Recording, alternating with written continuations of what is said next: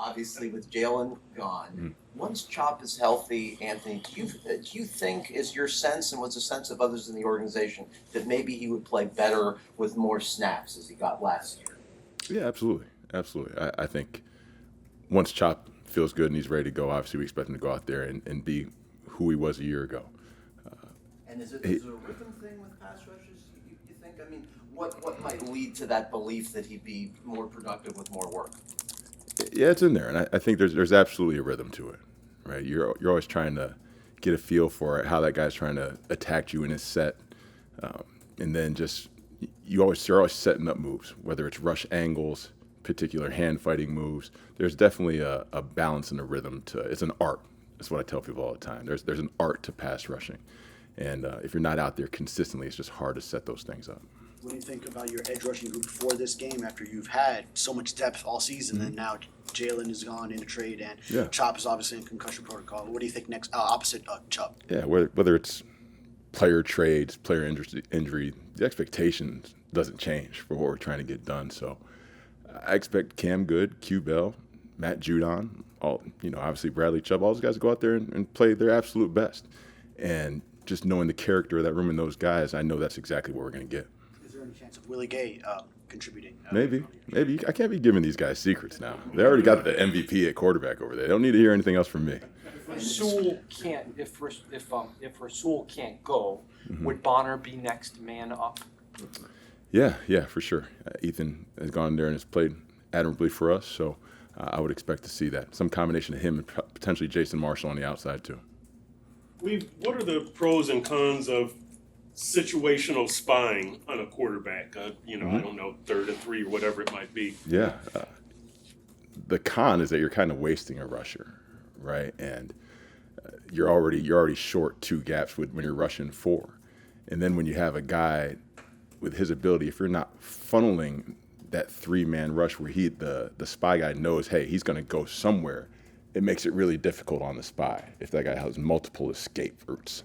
So that's probably it. The one thing we have guys that certainly can do it, right? Willie Gay being one of them. And if we're getting to a point where he is hurting us with his feet, then it's certainly something we always have to do. Just to wrap up the edge rusher thing, Andre Carter, what skill set did you see in him, and did you look at tape before he was signed? Yeah, very briefly, right? I think our scouting department does a good job of trying to just show us, hey, here's a couple of guys. Let's watch them, see what you think. And Andre's a guy who has tremendous length, right? So he can use that, particularly when it comes to pass rush. He has a little bit of bend on the edge, and he's functional as a dropper too in coverage. So we'll see if he can help us first on the edge as just a pure rusher, because that's probably where the learning you can from a new player, you can get him in there early and say, hey, go get it. And then we'll try to see what he can learn as a stand backer from a coverage standpoint too. Bonner, what has he shown in the rotational reps that he's had throughout the season? I think he's shown consistency, right? He's a guy that knows exactly what to do, extremely cerebral, which I think sometimes he can overanalyze things, where you want him to just cut it loose and go make some plays. But the ability is all there. Sometimes you just got, hey, I know what to do now. Now go play and not be like a robot. But consistency and job assignment and effort every day, you're going to get. You mentioned Jason Marshall Jr. as an option on the outside. Just how difficult is that transition from, already being an outside guy, then now we want you to try inside, and now back outside? Yeah, so that is very difficult. So in doing that, it would probably just be in our base defense, so he doesn't have to learn multiple jobs. If we're playing against 11 personnel, he'll probably, let's keep him where he's at. Let's not try to add to his plate. But when we are in base defense, he was already learning that job anyway, so that's where he'll compete. What are your early impressions of Champ Kelly? Yeah, so I've known Champ for a few years now, kind of from afar and just in passing, and he's extremely knowledgeable, a very personable guy who he takes this craft and his job very seriously. And the other thing I love about him is he's been great as a communicator. You know exactly what you're going to get every day. He takes the gray out, and so I think he'd do a good job if he were to get that job on a full-time basis. When Minka and Bradley and Sewell and anybody else who was mentioned were not traded, and 4 o'clock pad, did you like check your watch and say, all right, cool, this is pretty decent? Yeah, I'm a much better coach when those guys are on the field. So the fact that they're still in the building, certainly pleased about for sure. Do you have to talk to your guys when there are changes, such as with Chris Greer and with Jalen Phillips, and refocus them on Buffalo and not the big picture, or how do you handle that? You certainly you address the elephant in the room, right? So my message was very clear. Like, this is the NFL, right? There's a reason my name tag it slides out, right? It's not in there permanently. So nobody cares. Just work harder. The comparison I gave them was where we're at just as a team, right? And as a defense, I compared Nick Anderson. I'm aging myself now. I compared Nick Anderson in like the 1995 NBA Finals, Game 1 against the Rockets, right? He misses 4 free throws in a row, and they go on to get swept. And from there, like, his career kind of fizzled. Unfortunately, I don't know Nick, but his nickname became Nick the Brick Anderson. But I just remember how good he was as a player. And then I contrasted that with Kobe in his rookie year, when they were in the playoffs, and he shoots 4 air balls, right, in critical situations. I go, well, here's where we're at from an adversity standpoint. All right, got guys being traded, right, speculation, all those things. I go, you can either be Nick Anderson, and we can wallow around in self-pity. I go, or we can just figure out why we're where we're at, keep trying to get better, which I think our guys have done, right, to date, and try to be the Mamba. I don't think anybody wants to be the Brick. So our goal is to be the Mamba. Didn't have Nick Anderson catching strays on my No, God, Nick, I apologize. Okay, I'm a fan, but it's funny now. A lot of the guys, obviously, when I showed YouTube clips because the guy I say Nick Anderson, I'm like, what? They're like, Shaq played for the Magic, right? That's the majority of looks you're getting in the room.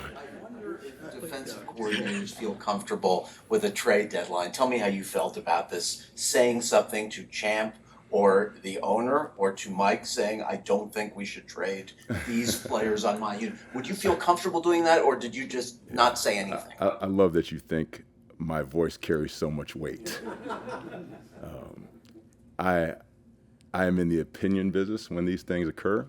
If asked for, I will give it, honestly and bluntly. If not, hey, we play the cards we're dealt. Was your opinion asked? Huh? Was your opinion asked this week with regards to players without naming them specifically? Yeah, essentially. Like, you're asked and just told to prepare. Just to build on what Joe was asking you, did you wake up Tuesday a little nervous, uneasy, wondering, will I have core defensive players with me against Buffalo this week? I think you know me better than that. I'm not a nervous energy guy, right? I am very forward thinking and solution based in all that we're doing. So again, this is the NFL. These things happen, whether trade, injury, you're constantly dealing with adversity all year. So it's my job just to kind of take all the information in and figure out what we have to do to put us in the best position to win. Seems like James Cook's status is in doubt. How does preparation for Buffalo change if it's some combination of Ray Davis and Ty Johnson? Yeah, he's obviously a major cog in what they do offensively, and they are committed to the run game. So even if James doesn't play, I don't think what they do changes very much. They insert the next back and run their offense because they're very efficient in what they do, and I don't see that changing just because James Cook isn't playing. We've outside of Minka, it seems like every other safety's been in and out of the lineup with injuries. Nothing's major, but it's like always playing whack-a-mole. So, how disruptive has that been, and how much has that contributed to whatever issues there have been in the past defense? You'd always like consistency in terms of just the players back there, particularly in the secondary, because it requires 7 guys to be on the same page at all times. So it's not an excuse. We certainly don't use it as one. But to say there's probably been some disruption in the rhythm of communication is fair. And a quick follow-up, if I may, how problematic and how much does it bother you that the defense has 1 pick so far in the season? Bothers me a lot. That's something we certainly got to, whether it's interceptions, strip sacks, forced fumbles, we know that if you can find a way to win the takeaway battle, you increase your chances of winning. So however we get it, by hook or by crook, we got to keep trying. Question a little bit with the Bills offense, like it's an 11 personnel league. They run primary 12 personnel with those 2 tight ends. Just from a fit and assignment standpoint, how difficult is it to take on a team that can run the ball from those groupings, but it has Knox and Kincaid who can be so dynamic in the passing game from those spots? Yeah, that's why they do what they do, right? It makes it so you really can't be right from a personnel standpoint. They're not quite the Gronk and Hernandez, right, back in the day with New England, but the ability to both line up in a 21 personnel look, 2-back looks, things of that nature, and then split out and look like 11 can make you not right from a personnel standpoint. Fortunately, I think we have some Swiss Army type pieces that we can utilize to combat that. I know you've talked about tackling, but how much on a weekly basis is there an emphasis just on wrapping up in the fundamentals of tackling? Every week. And I ask because at the end of the Bears-Bengals game, that last touchdown, the missed tackles, do you show that, like, what's the value in using that as a teaching point? First off, right, at being home on Sunday and watching that live and just knowing Al Golden in passing, but being a Notre Dame guy, I was like, man, Al, he probably wishes he was still there at this particular point. But technique, but tackling, pad level, all the foundational principles of football, we are constantly stressing and emphasizing every week. It doesn't matter what scheme you're playing. If you're not tackling, getting off blocks, playing with low pad level, it doesn't matter what you do out there. So we're constantly emphasizing those things.